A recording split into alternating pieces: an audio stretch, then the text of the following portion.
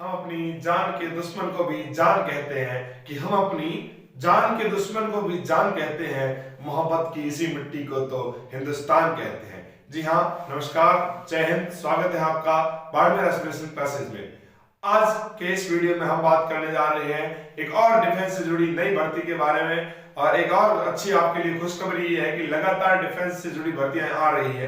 अभी 11 तारीख तक जो इंडियन एयरफोर्स के अग्निवीर के इंटेक के फॉर्म भरे जा रहे थे, है ना, आज से जो इंडियन आर्मी के अग्निवीर इंटेक को जो काफी टाइम बाद आया, उसके फॉर्म भरे जाने शुरू हो गए। और आज ही जो दिन के 11 बजे थे, दोपहर के 11 बजे एक और डिफेंस यानी कि इंडियन कोस्ट गार्ड ने अपनी एक भर्ती नाविक जनरल ड्यूटी यानी नाविक जेडी के लिए फॉर्म निकाल दिए हैं।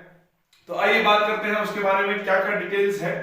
तो नोटिफिकेशन जो है वो किसके बारे में, नाविक जनरल ड्यूटी के बारे में आज आ चुका है। कितने बजे आया? आज 11 बजे आया था, है ना। जो अब क्या 11 बजे फॉर्म डेट जो है ऑनलाइन आपको एप्लीकेशन कब से कब तक भरना है, बहुत कम टाइम है, इसीलिए जल्दी, है ना, बिना टाइम गवाए आप भरने की कोशिश करेंगे। 13 फरवरी यानी कि आज, है ना, 11 बजे से शुरू हो चुका है फॉर्म और 27 फरवरी 2024 तक ये फॉर्म चलेंगे, है ना। 27 फरवरी को शाम के 5 बजे 30 मिनट यानी कि 5:30 बजे बंद हो जाएंगे, 17:30 पे बंद हो जाएंगे। अब बात करते हैं कि इसमें एज लिमिट क्या है। एज लिमिट 18 से 22 साल है ना। अब 18 कब और 22 कब, तो उसके लिए पर्टिकुलर टाइम दे रखा है कि 1 सितंबर 2002 से लेकर अगर आप 31 अगस्त 2006 के बीच में आते हैं और इन दोनों डेट को भी आते हैं तो भी आपके लिए ये भर्ती है, आप इसमें अप्लाई कर सकते हैं। अच्छा, रिलैक्सेशन भी दे रखा है, किसको दे रखा है? 5 साल का जो अपर एज में है ना, ऐसा नहीं कि कम एज वाले में, अपर एज में जैसे 22 प्लस 5 करोड़, है ना, वो किसके लिए? जो एसटी कैटेगरी और एससी कैटेगरी से आते हैं उनके लिए है ना।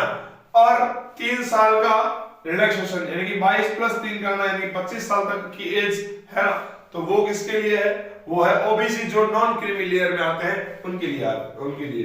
और अगर मैं बात करूं फॉर्म फीस की, तो इस भर्ती के लिए फॉर्म फीस जो लग रही है वो 300 रुपए लग रही है जनरल, ईडब्ल्यूएस और ओबीसी के लिए। और ये फॉर्म निःशुल्क रहेगा एसटी और एससी के लिए। अच्छा, एक बड़ी जानकारी ये है कि ये सिर्फ मेल्स के लिए है, फीमेल्स के लिए नहीं है। तो आइए आगे चर्चा करेंगे कि इसमें एजुकेशन क्वालिफिकेशन क्या क्या चाहिए और कहां फॉर्म अप्लाई करना है और कितनी भर्तियां हैं, क्या क्या प्रोसीजर रहता है। उससे पहले मैं थोड़ा साइड हो जाता हूं, आप इसका स्क्रीनशॉट ले लें। तो आइए बात करते हैं कि अप्लाई कहां करना है। तो अप्लाई करने के लिए आपको https://join indiancoastguard.cdac.in पर जाना है ना। ये सर वेबसाइट लिखी है, एक्चुअली ये वेबसाइट मैं आपको डिस्क्रिप्शन में भी दे दूंगा, है ना। अब मैं आपको बात करता हूं कि एजुकेशनल क्वालिफिकेशन क्या है। एजुकेशन क्वालिफिकेशन के लिए आपको 10+2 यानी कि 12 पास होना चाहिए। किसमें?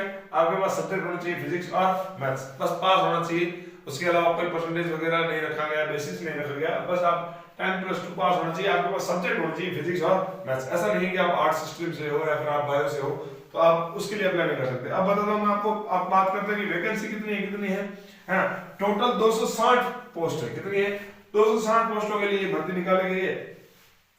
अब रीजन वाइज इसको डिवाइड किया गया है।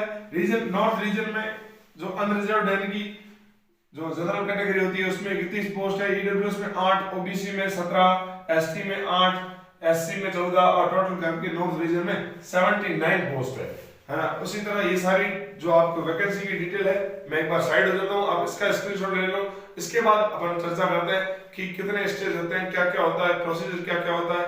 और जो रिटन टेस्ट होगा वो कंप्यूटर बेस्ड जो टेस्ट होगा उसमें कितने पार्ट्स होते हैं, कितने क्वेश्चन आते हैं, इन सब के बारे में चर्चा करेंगे। तो जल्दी से एक फटाफट स्क्रीनशॉट ले लो। आइए अपन अब बात करते हैं कि प्रोसीजर क्या क्या होता है। तो पहले जो प्रोसीजर होता है वो 2 स्टेप में। फर्स्ट स्टेज जो होता है वो आपका रिटन टेस्ट होता है, सीबीटी होता है यानी कि कंप्यूटर बेस्ड टेस्ट होता है। अब कंप्यूटर बेस्ड टेस्ट कैसे होगा? उसमें 2 सेक्शन होंगे। कितने सेक्शन होंगे? 2 सेक्शन होंगे और दोनों सेक्शंस के जो पासिंग मार्क्स होंगे वो 30 फर्स्ट सेक्शन में और सेकंड सेक्शन में 20। ये है टोटल मिला के आपको 50 नंबर आना चाहिए, 30 पहले में और 20 दूसरे में। किसके लिए? अगर आप जनरल कैटेगरी से बिलोंग करते हैं, आप ईडब्ल्यूएस कैटेगरी से बिलोंग करते हैं ओबीसी से करते हैं तो आपके लिए ये क्राइटेरिया। अगर आप एससी या एसटी से हैं तो मिनिमम आपको इतने मार्क्स तो आने चाहिए। फर्स्ट सेक्शन में 27 आए और जो सेकंड सेक्शन है उसमें 17 मार्क्स आए, टोटल आपको 44 मार्क्स मतलब मिला के कम से कम आने चाहिए। और दोनों ही सेक्शन में पास होना जरूरी है। ऐसा नहीं कि आप एक सेक्शन में पास है और टोटल आपके 44 नंबर है तो आप सेलेक्ट हो जाएंगे, बिल्कुल नहीं। दोनों ही सेक्शन में पास होना दोनों सारी कैटेगरीज को जरूरी है अपनी अपनी कैटेगरी में। अब देखो सेक्शन 1 जो होता है वो क्या कंसीडर करता है कि 60 मार्क्स, टोटल 60 मार्क्स का होता है। मैक्सिमम मार्क्स जो होते हैं वो 60 मार्क्स होते हैं। 45 मिनट देते हैं आपको और 60 क्वेश्चंस देते हैं। कितने क्वेश्चन?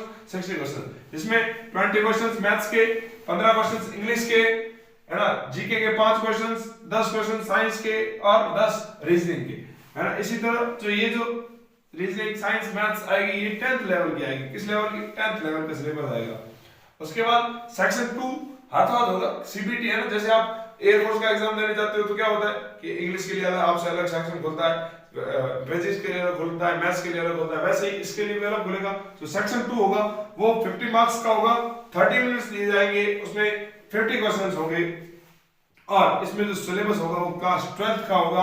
और आएंगे क्या? 25 क्वेश्चन जो होंगे वो मैथ्स के आएंगे और 25 क्वेश्चन जो आएंगे वो फिजिक्स के आएंगे। इस स्टेज को क्लियर करने के बाद अब ऐसा नहीं है कि ये क्राइटेरिया फिक्स है ना।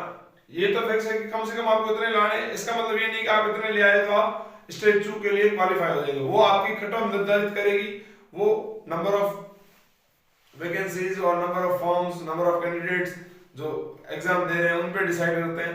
तो कट ऑफ तो डिसाइड होगी, लेकिन कम से कम इतने मार्क्स तो आने ही चाहिए। ऐसा नहीं है कि आपके कट ऑफ के बराबर मार्क्स आ रहे हैं लेकिन आप कोई भी एक जो सेक्शन है वो पास नहीं कर पा रहे, तो ऐसा संभव नहीं होगा कि आपको सेलेक्ट किया जाए स्टेज 2 के लिए। अब स्टेज 2 की जब अपन बात करते हैं तो स्टेज 2 में क्या आता है, तो पहले आप जाते ही आपको एसआरटी यानी कि सिचुएशन रिएक्शन टेस्ट, कुछ सिचुएशन देंगे और उनका आप जवाब देना। ये सारा बेस्ड ओएमआर बेस्ड होगा। आपको ओएमआर शीट दी जाएगी और ये रिटन टेस्ट होगा और ओएमआर बेस्ड होगा, है ना। अगर आप और 1 घंटे के अंदर अंदर जैसे आप पेपर कंप्लीट करोगे उसके 1 घंटे के अंदर अंदर आपको रिजल्ट सुना दिया जाएगा कि आप जो पीएफटी यानी कि फिजिकल फिटनेस टेस्ट है उसके लिए एलिजिबल हो या नहीं हो। अगर आप एसआरटी को पास करते हैं यानी कि सिचुएशन रिएक्शन टेस्ट, इसको एडेप्टेबिलिटी टेस्ट लिखा हुआ है तो नोटिफिकेशन में, उसका मतलब होता है सिचुएशन रिएक्शन टेस्ट, है ना। तो उसको अगर आप पास आउट करते हैं तो आपको पीएफटी के लिए ले जाया जाएगा यानी कि फिजिकल फिटनेस टेस्ट के लिए ले जाएगा। अब बात करते हैं पीएफटी में क्या क्या होता है। तो पीएफटी में वही अपनी 1600 मीटर 1.6 किलोमीटर है, लेकिन आपको 7 मिनट में करनी है यानी कि बहुत इजी रनिंग है, बिल्कुल एयरफोर्स जैसी 7 मिनट में करनी है। 20 स्क्वाट्स यानी कि 20 उठक बैठक निकालने हैं, 10 पुशअप्स निकालने हैं।